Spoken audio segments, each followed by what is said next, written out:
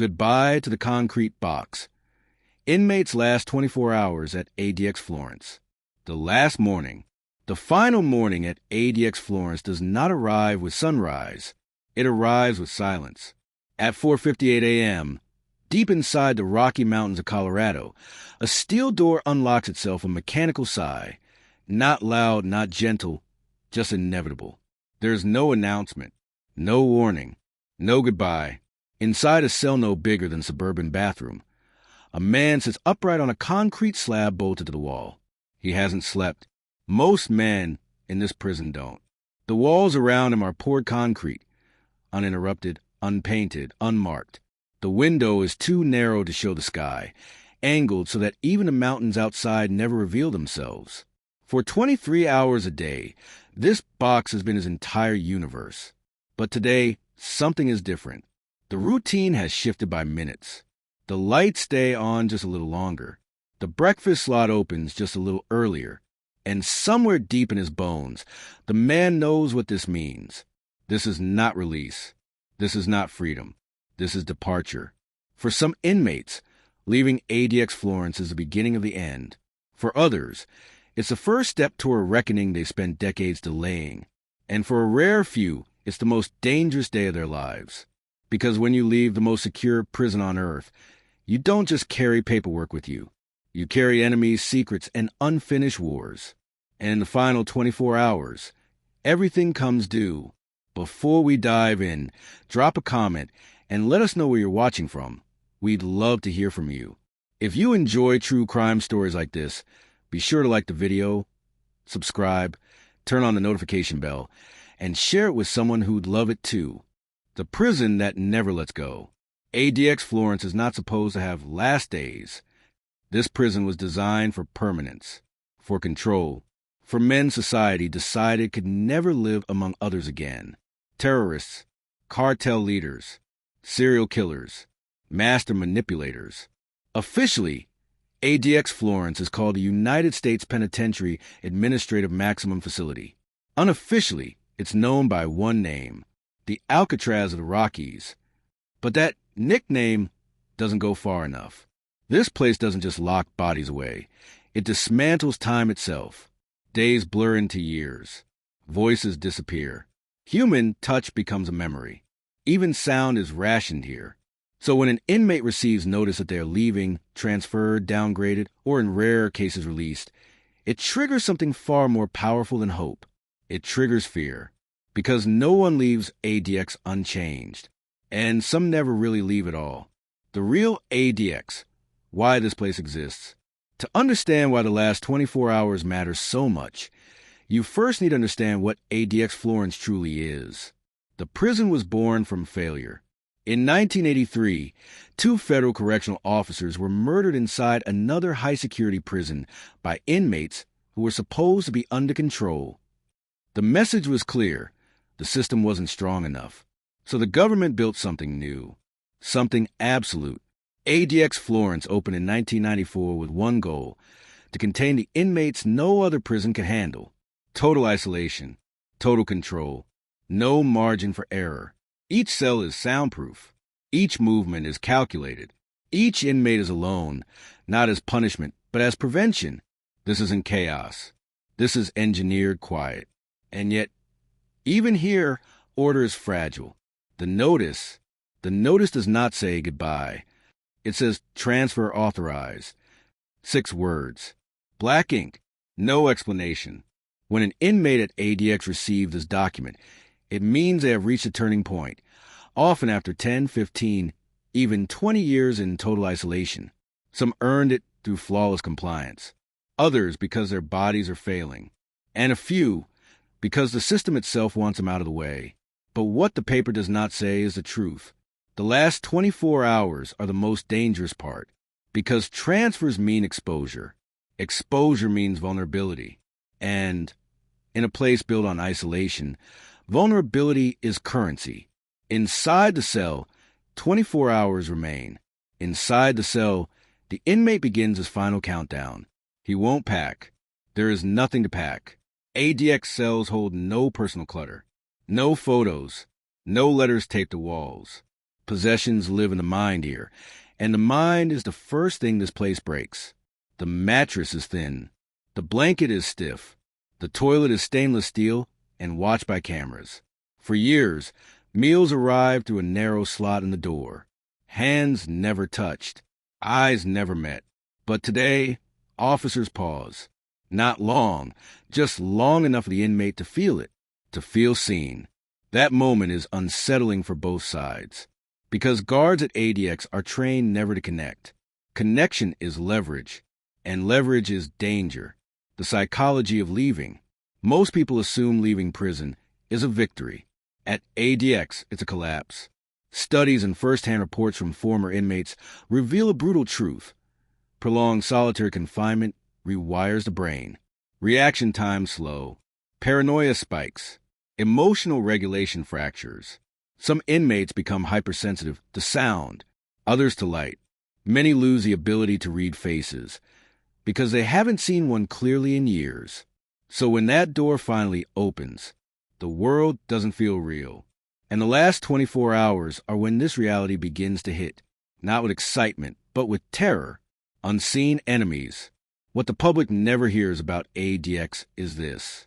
Even in total isolation, networks exist. Messages travel through vents. Knocks on walls become codes.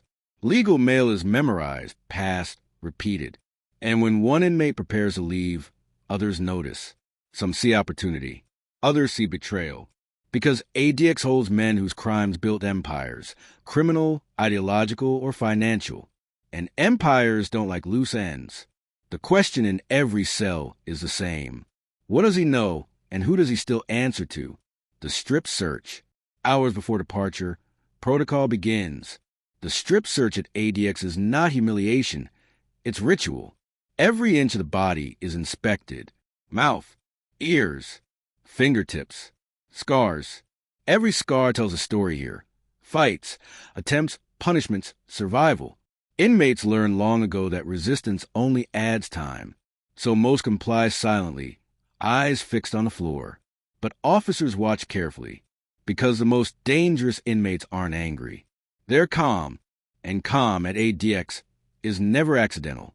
The wait, after the search, the door closes again. This is the longest wait of all. The inmate sits alone, knowing this may be the final time he ever hears that sound, the echo of his own cell ceiling shut. Some men pray, some pace, some sit perfectly still, rehearsing conversations they may never have. Because once you leave ADX Florence, you either re-enter the world, or the world finally comes to collect from you. The extraction, the door does not open all the way. It never does. At ADX Florence, nothing opens fully unless it's already been neutralized. The inmate hears the locks disengage in sequence, top, middle, bottom, a sound so familiar it feels etched into his skull. Orders follow. Short, controlled, emotionless, face the back wall, hands behind. This is not hostility. This is procedure. 2 officers enter first, bodies angled, eyes trained. A third remains outside. The 4th watches cameras from a control pod 30 feet away.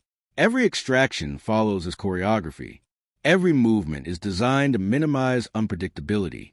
The restraints come next. Waist chain, handcuffs, leg irons.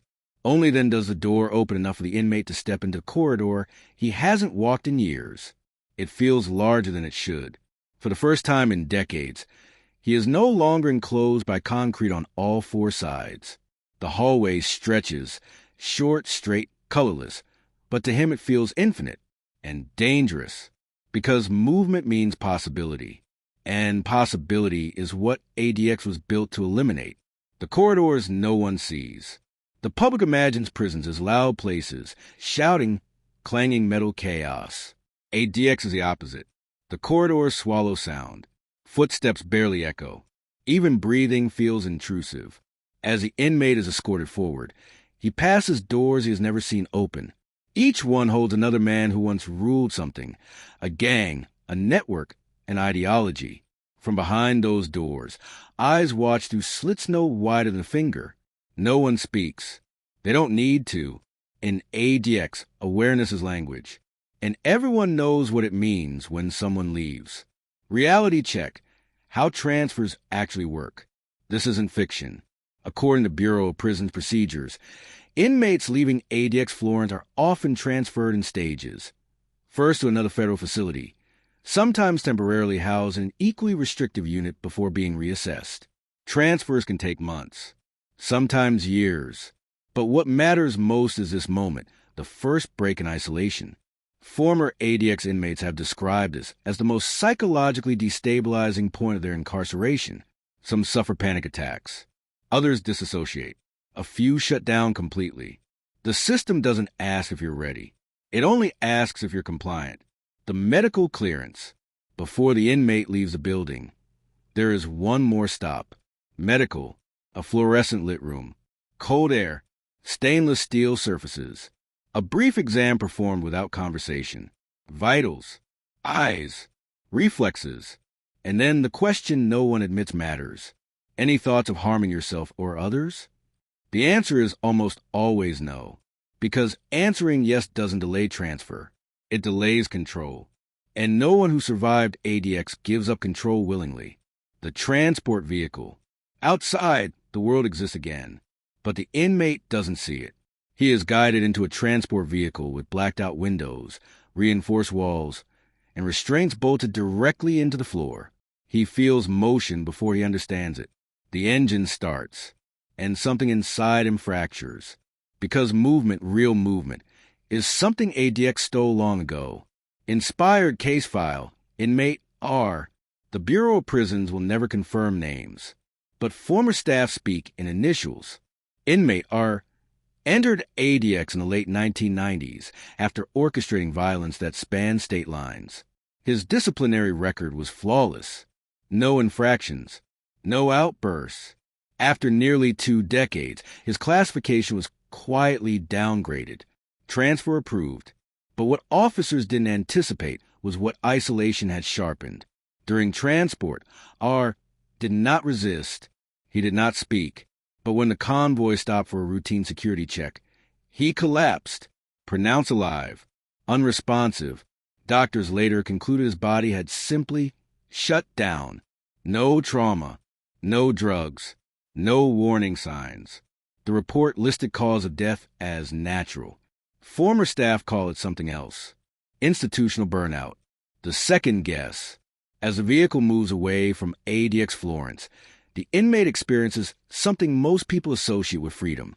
Doubt. ADX removes responsibility. Every second is decided for you. Leaving means decisions return, and decisions carry consequences. Where will he go? Who knows he's moving? Who is waiting? And most importantly, who hasn't forgotten? Betrayal without words. Years earlier, someone in another cell tapped a message through the wall. 3 knocks. Pause. 2 knocks. It meant one thing. We're still connected. Leaving ADX can be read as betrayal, especially for inmates who once represented power, because departure looks like survival, and survival is rarely forgiven. Officer's perspective. What most documentaries never explore is the fear on the other side of the bars.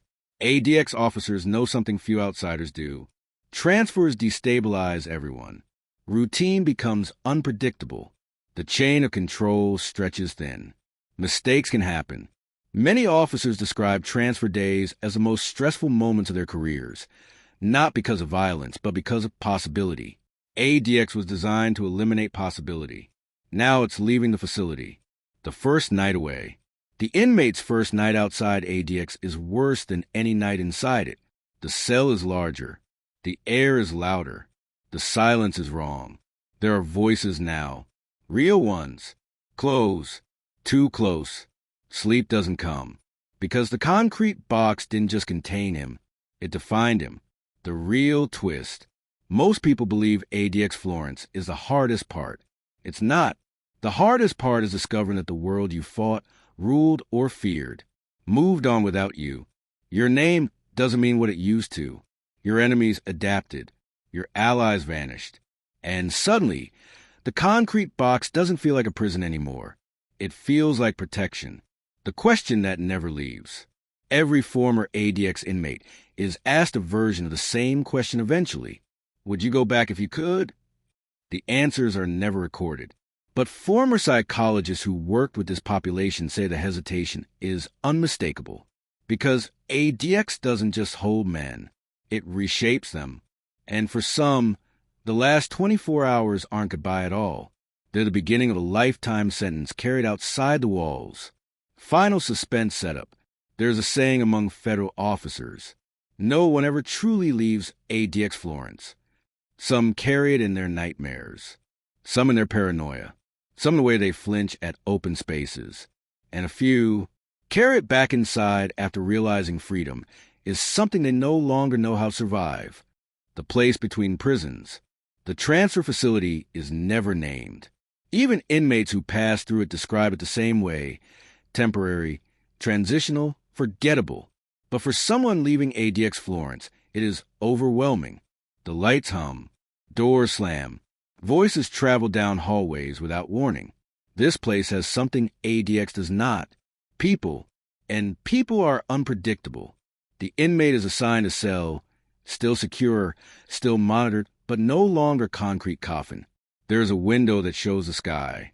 Not enough to be beautiful, just enough to be disturbing. Because for the first time in years, time can be measured by something other than routine. The shattering of control. At ADX, control is external. Here, control is internal. The inmate must decide when to sleep, when to eat, when to move. He is expected to line up, to respond, to coexist. These sound like freedoms. They feel like threats. Former ADX inmates have described this phase as standing in the ruins of yourself, trying to remember who you were before the walls told you who to be. Some adapt, others spiral. Inspired case file, Inmate D. Inmate D was transferred after 21 years inside ADX. His crime history made headlines. His name once commanded silence in courtrooms. But within 3 weeks of leaving ADX, he was placed on suicide watch. Guards reported that he stopped speaking, stopped eating, stared through the window for hours at a time. When evaluated, he said only one sentence: there are too many directions. He survived, but he never re-entered general population. The system moved him back, not to ADX, but close enough that the silence returned. Not as punishment, as medical necessity. Why some inmates asked to return. There's a secret the Bureau of Prisons does not advertise. Some inmates request to go back to ADX Florence, not because they loved it, because it made sense. ADX removes choice, removes noise, removes expectation. And after decades of isolation, expectation is unbearable. Psychologists call this institutional dependency. Inmates call it survival. The body keeps the score. Isolation does not end when the walls do. Former ADX prisoners report symptoms that follow them for years. Persistent hallucinations, panic triggered by open spaces, inability to tolerate touch, paranoia in crowded rooms. This isn't weakness. It's conditioning. ADX was never designed to rehabilitate. It was designed to contain. The message that arrives too late. A letter reaches the inmate. Mail is slower now. Disorganized. Human. The handwriting is unfamiliar. The words careful. It's from someone he hasn't thought about in years. Someone on the outside who once defended him publicly, privately, fiercely. The letter says only this: I thought you'd never leave. There is no return address. And suddenly, the past is no longer a memory. It's a threat. Paranoia returns. In ADX, paranoia keeps you alive. Outside, it isolates you. The inmate begins to replay conversations, facial expressions, glances in hallways. Are they watching? Do they know? Did someone talk? He checks the door repeatedly, counts footsteps, memorizes schedules. This behavior is noted in reports as maladaptive. To him, it's instinct. Inspired case file, the return. Not all transfers end with freedom. One inmate left ADX after 15 years and entered a lower security unit. Within months, he assaulted another prisoner, not out of rage but confusion. He later claimed he believed the man was testing him. The system ruled the act a threat to safety. His punishment? Reassignment. Back to ADX Florence. When officers informed him, witnesses say he sat down and said, "Okay." No anger. No resistance. Relief. The hidden grief. The inmate begins to mourn something unexpected. Not his freedom. His structure. ADX gave him certainty. Predictability. A brutal, unchanging reality. Now days stretch unpredictably. Hope becomes exhausting. The first real nightmare. Sleep finally comes. And with it, the concrete box. In the dream, the cell is larger, softer, almost inviting. He wakes up shaking, because part of him wishes he were still there. Officers who remember. Correctional staff who once worked ADX say they can recognize former inmates immediately, not by appearance, by movement. They don't know what to do with space. They stand too still, as if waiting for a door that no longer exists. The final evaluation. Weeks after the transfer, a psychologist asks the inmate a question. What does freedom mean to you? He thinks carefully, because inside ADX, words mattered. Finally, he answers, noise. The room goes silent. The last truth. Here is the truth most people will never hear. ADX Florence doesn't just protect society from dangerous individuals. It protects dangerous individuals from a world they can no longer navigate. The concrete box doesn't let go easily. The emotional twist. The inmate will not return to ADX, but he will never stop living inside it. Every closed door echoes. Every quiet room feels safe. Every open space feels wrong. And when people ask him what the last 24 hours were like, he doesn't describe fear. He describes clarity. Some prisons release inmates. ADX Florence releases ghosts. Men physically alive, but permanently shaped by silence. And the question isn't whether they leave the concrete box. It's whether the concrete box ever leaves them. The final walk through silence. The final day is not marked by ceremony. The inmate moves slowly, methodically, as if every step might fracture the fragile sense of self he has rebuilt over decades. The hallway is quiet. Too quiet. The hum of fluorescent lights becomes a pulse, matching his own racing heartbeat. Guards flank him, silent, efficient, like shadows of the men he once was. Each door pass is a reminder. Lives contained, histories erased, secrets still in the walls. He notices the etched initials, small scratches left by men whose names were never spoken aloud, messages carried through decades of isolation. For the first time in 20 years, the corridor stretches infinitely. There is light at the end, natural light, not filtered, not angled, not controlled. Just sunlight, harsh, warm, unforgiving. It hits him differently than he imagined. The world outside doesn't wait for him. It never did. And yet, he keeps walking. Because stopping is not an option. Not yet. The outside world strikes. The transport van waits. Blacked out windows. Locked restraints. Officers inside keep conversation to a minimum, only the hum of the engine and the shuffle of chains breaking the suffocating silence. Outside, the mountains rise. Colorado's Rockies, beautiful and indifferent. Snow-capped peaks glare like a witness to every crime, every punishment, every secret carried in concrete walls. The inmate braces. The engine starts. Every turn of the wheel is a fracture in the world he knew. He realizes ADX Florence has done more than isolate him. It has trained him for fear, vigilance, suspicion. The first mile of freedom is terrifying. Every sound, every passing shadow, triggers instinctual reactions honed over decades. The world he imagined waiting for him doesn't exist, and the world he feared inside the walls never leaves. He is free, but he is still a ghost. The haunting truth. Goodbye to the concrete box. Hours later, the inmate arrives at his new facility. A lower security federal prison. Less concrete, more people, open spaces. The doors swing differently. The air smells different. The world feels too large. He is no longer alone. But solitude is embedded in him. Silence lingers in his thoughts. Shadows follow him. Every conversation carries the weight of decades of unheard words. And then it hits. The concrete box was never just a prison. It was a sculptor, It molded fear, clarity, and obsession into every fiber of his being. The last 24 hours at ADX were not just a transfer. They were a reckoning, a confrontation with the part of himself he didn't know he had, a final test to see if a man, shaped by isolation, can survive freedom. Some survive physically, few survive mentally, and almost no one survives emotionally unscathed. As the sun sets over the mountains, he will never see the same way again. The inmate walks alone through a yard full of strangers, surrounded by life, yet carrying a prison inside him that no door can ever release.